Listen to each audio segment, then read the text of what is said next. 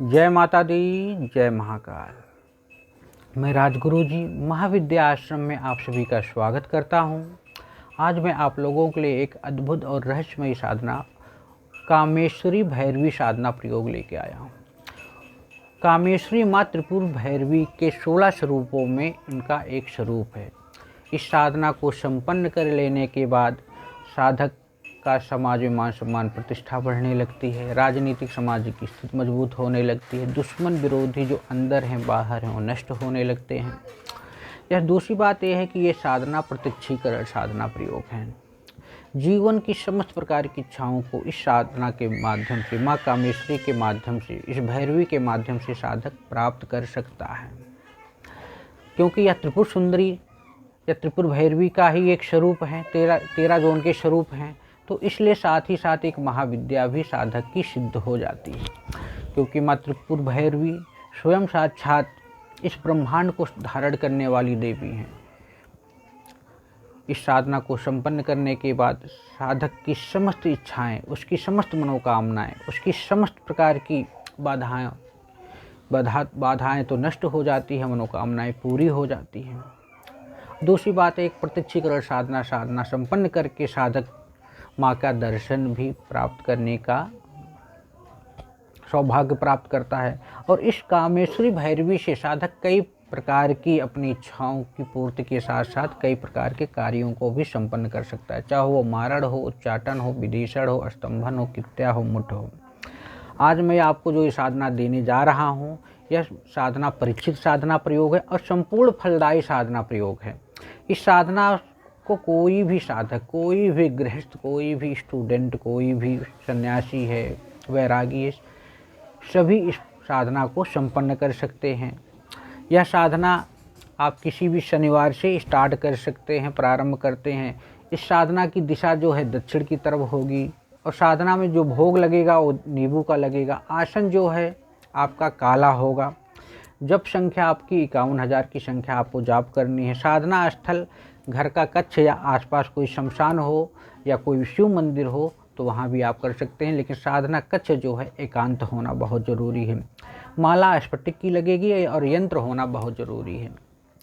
यंत्र, माला, गुटका आप अपने आसपास किसी अच्छे योग्य जो साधक हों उनसे भोजपत्र पे शुभ मुहूर्त में बनवाकर तांत्रोक्त रूप से प्राण प्रतिष्ठा मंत्र सिद्ध चैतन्य संकल्पित करा लें, जिससे कि आपकी साधना सही ढंग से संपन्न हो सके।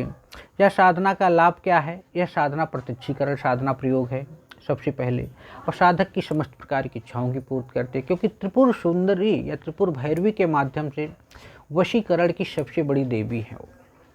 वशीकरण और धन और सम्मान की, ऐश्वर्य और कीर्ति की सबसे बड़ी देवी है, जिन्हें साक्षात श्री विद्या भी कहा जाता है। इस साधना को संपन्न करने के बाद साधक की समस्त प्रकार की बेरोजगारी नष्ट हो जाती है। उसके समस्त प्रकार के, उसके घर में, उसके परिवार में किसी प्रकार की तंत्र क्रिया, तंत्र बाधा बार बार हो रही वो दूर हो जाता है। काल सर्प योग है या उसके घर में पितृ दोष है वो समाप्त हो जाता है। ग्रहों का दोष है वो भी समाप्त होता है। कोर्ट कचहरी मर्म मुकदमा का कोई झगड़ा चल रहा है वो भी समाप्त होता है। और इस साधना से आप कई प्रकार के कार्य ले सकते हैं माता से, जैसे मोहन का या वशीकरण का या स्तंभन, उच्चाटन, विदेशण का भी कार्य संपन्न कर सकते हैं। यह साधना संपन्न कर लेने के बाद साधक को किसी प्रकार की कोई भौतिक सुख की कमी नहीं रहती है। हाँ, इस साधना का मैं मंत्र आपको नहीं दूंगा, इसलिए क्योंकि लोग क्या करते हैं, बिना यंत्र प्रमाणिक यंत्र, माला, गुटका के ही साधना स्टार्ट कर देते हैं। बाद में उनके सामने कई प्रकार की समस्याएं क्रिएट होने लगती हैं। कहते हैं गुरुजी मुझे ऐसी दिक्कत हो गई, वैसी दिक्कत हो गई।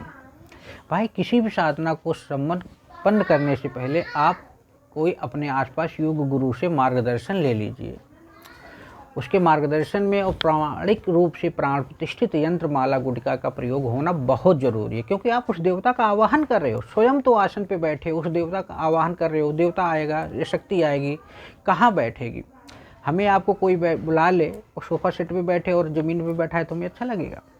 तो कभी कभी शक्तियाँ क्या होती है, क्रोधित हो जाकर साधक का अनिष्ट कर देती हैं या साधक के सामने ऐसा बर्ताव करती हैं, साधक परेशान हो जाता है। तो मैं यही कहूँगा कि आप लोग इस साधना को संपन्न करके, इसका प्रत्यक्षीकरण करके कामेश्वरी भैरवी का दर्शन भी कीजिए। उन्हें माँ के रूप में या प्रेमिका के रूप में जो भी आपकी इच्छा हो भाई, आगे मैं कुछ नहीं कहूँगा।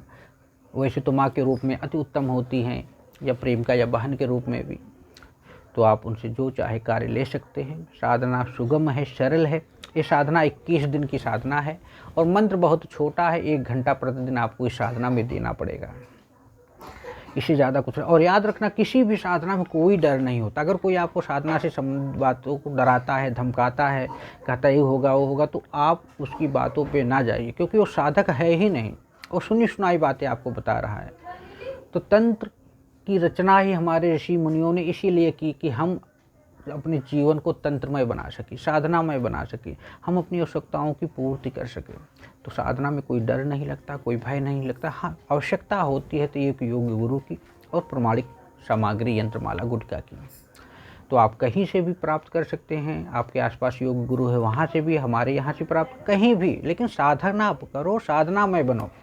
और इसी तरह आप लोग हमारे महाविद्याश्रम चैनल को लाइक करो, शेयर करो, सब्सक्राइब करो। और जो भी साधक तंत्र मंत्र यंत्र से संबंधित दीक्षाएं प्राप्त करना चाहता है तो 24 तारीख को गुरु पूर्णिमा के दिन दीक्षा प्राप्त कर सकता है। दीक्षा पूर्णतः निःशुल्क रखी गई है और साधक के ऊपर डिपेंड करता है कि वो समर्पण, आस्था, विश्वास से जो भी दक्षिणा देना चाहे। तो इसलिए आप लोग साधना में बने, आगे बढ़ें। जय माता दी, जय महाकाल।